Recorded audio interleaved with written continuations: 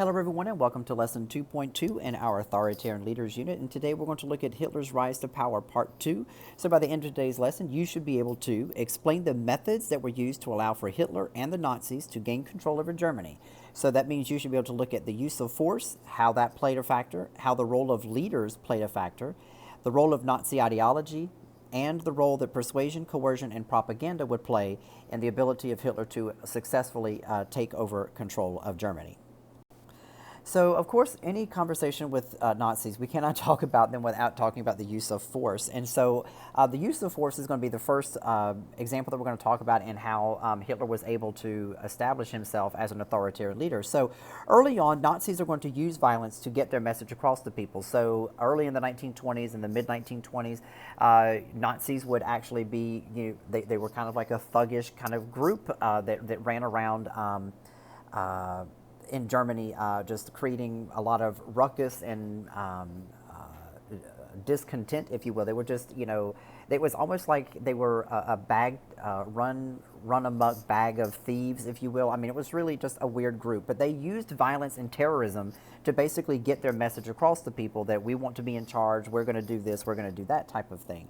And so some of the examples of that was the SA, led by Ernst Röhm, and this was the military arm of the Nazi Party. So not only did they have a political group, but they also had a militia group, so a military police. So there was an actual Nazi party, but they also had a military, branch to it, and that's what the SA was, led by Ernst Röhm. Now, in November 1923, there was a Putsch in Munich. So this is something called the Munich Putsch, and this is actually a huge rally and protest by Nazis. And so about 2,000 Nazis marched onto this town center in Munich, doing a massive protest in 1923. The police actually did show up at this huge brawl, and they did shoot at protesters. There were some injuries, unfortunately, and Hitler was arrested, and Hitler was sent to prison. He was actually sent to Landsberg prison. Now, this is also where he's going to write his Mein Kampf book, so he's going to be in prison while he writes this book. But he is arrested, and he is put in jail. So after the Munich brouhaha, if you will, the Nazis focused more on elections because they realized, okay, well, doing things the bad way, being, run amok in the city and causing mischief and things like that for the city, that doesn't go over so well. So if you do things legally by winning elections, things are much better. So that's how the Nazis are now going to shift their focus after the Munich Putsch. They're going to now focus more on winning elections. However, they don't abandon violence. So please don't think that they're just, Nazis went all, peace-loving. That wasn't the case. So they dropped their whole thing about the SA, but then they focused now on the SS. And Ernst Röhm is no longer in charge, but Heinrich Himmler is now going to be in charge of the SS, and the SS is now going to be the new military arm of the Nazi Party. So another aspect that we need to look at is the role of leaders, and what we mean by that is other leaders in Germany. So what role did those leaders play in helping pave a way, if you will, for Adolf Hitler to come to power? So, well, first of all, Hitler's doing a great job by himself, by the way. I mean, Hitler became popular because he was a gifted orator. He was a gifted speechwriter and or a speech giver. I mean, if you've ever listened to any of his speeches, I mean, I don't know any words of German, but I mean, he is very impassioned. And anytime you get a good orator, no matter if they're speaking, ill of a group of people, people are still going to be drawn to that because they're a great speaker. And he spoke about German nationalism. He was anti-Semitic. He was anti-communist. He was angry over World War I, and he was angry over the Treaty of Versailles. He was hitting all of the talking points that the people in Germany wanted to hear. German people wanted to hear how great they were. Many people in Germany were very anti-Semitic. They were anti-communist. They were angry over World War I and the Paris Peace Treaty. So he was saying all the things that needed to be said in order to become popular. So the Nazi Party started listening to Adolf Hitler, and they created something called the 25-point plan, which literally is this, and it illustrates everything in their whole platform. It tells you all of the different policies the Nazis would institute if they came to power, including their anti-Semitic policies.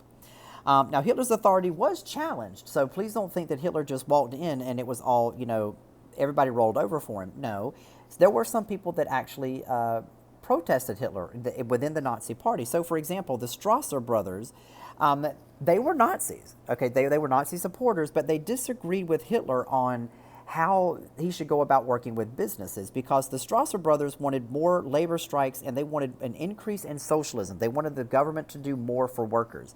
However, Adolf Hitler wanted to work with big business owners. He wanted to work with those wealthy individuals, so he did not agree with that. He did not want more socialism. He did not want more strikes. He wanted people to comply.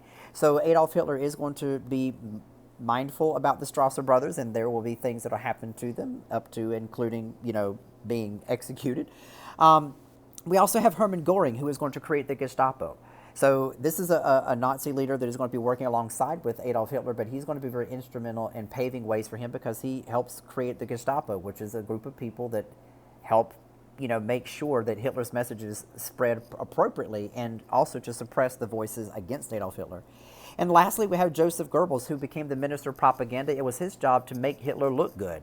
And lastly, Joseph Goebbels is the creator of the Holocaust. So he was the one that came up with the ideas and the plans about the extermination of Jewish individuals and Roma and Sinti people, LGBT. The whole Holocaust system was devised by the Minister of Propaganda, Joseph Goebbels.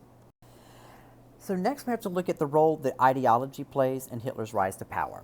Now, Hitler used the Munich Putsch trial as an opportunity to show himself. I mean, it was kind of like a Hollywood TV series. He used it, and used it very well. And so he used the trial as a way to illustrate his viewpoints. And so there were newspapers there. There were journalists there. They wrote the things that Hitler said. They reported about the trial. And then, of course, it didn't help matters when the judge went light on him. The judge was actually a Nazi sympathizer, so he gave Hitler a very light sentence comparatively. And so he was sent to prison, but it was a very lax prison, if you will. Landsberg prison was not very hefty. So while he was in prison, he was able to write his world-acclaimed book, Mein Kampf.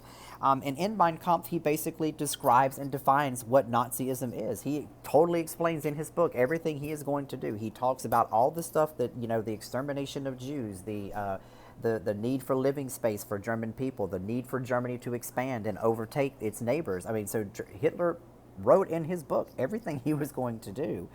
The Mein Kampf is anti-Semitic, it's anti-communist, it shows the superiority, or portrays the superiority of Aryans. And so Aryans was the ancient group that Adolf Hitler said that German people came from, which many ethnographic scientists and anthropologists have agreed that that's not the case, because Aryans traditionally are from the Indian subcontinent. And so they also believe in traditional gender roles. But the idea of Lebensraum was promoted. Lebensraum is German for living space. And what this meant is that Adolf Hitler believed that Germany, its borders are only so confined, and there's only so many people that can fit in those borders. Well, Germany is expanding, so since France is next door and Belgium is next door, Hitler said that we should just move the French people or get rid of them, or move the Belgian people and get rid of them, and then just use that land to make it New Germany. So that's what living space is, moving out beyond your borders and moving your neighbors out so that you can come by and take their houses.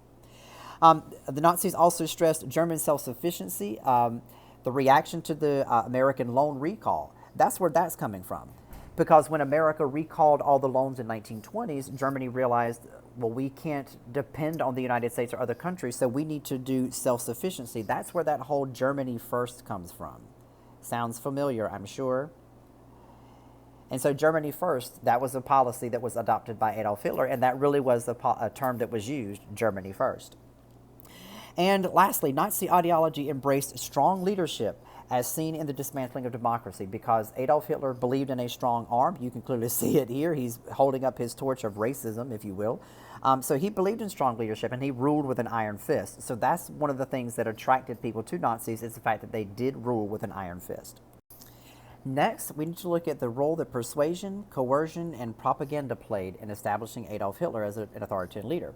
We already established that Adolf Hitler is a great orator. He's a great speech maker and things like that. He tailored all of his speeches to all different sections of the German society during the Great Depression. So he gave his speech depending on his topic based on where he was going. So, for example, unemployed Nazis felt that the unemployed people felt that Nazis would actually provide them jobs.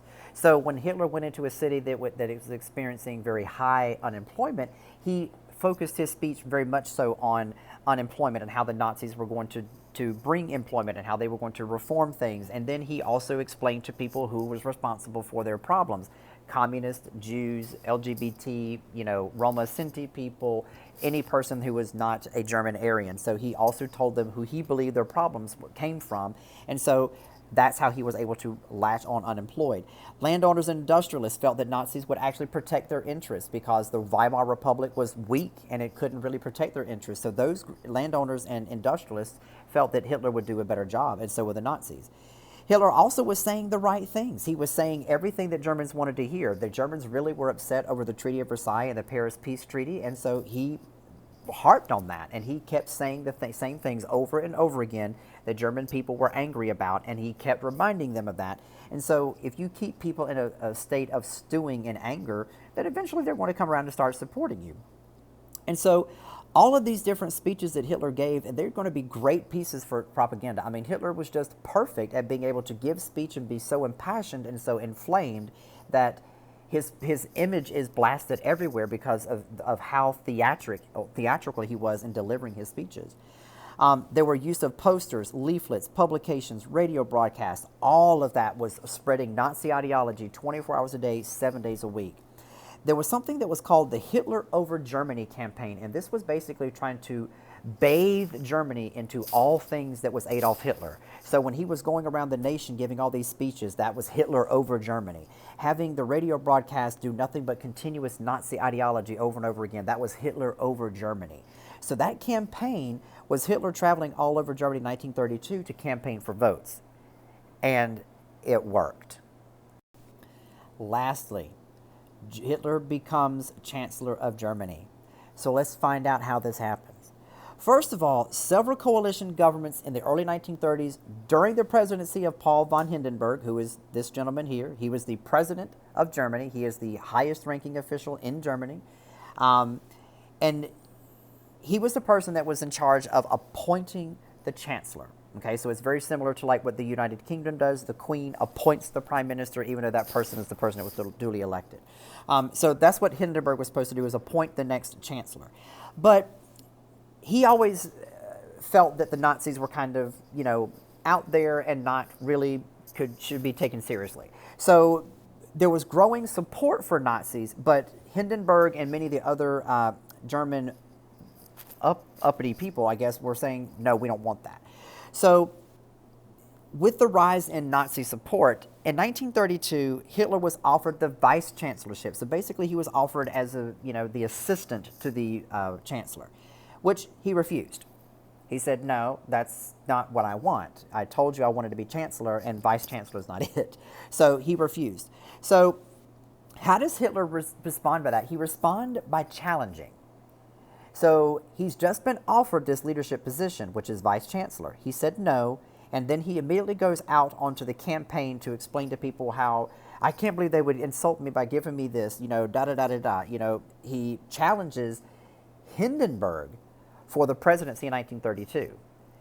So Hindenburg offers him the vice chancellorship.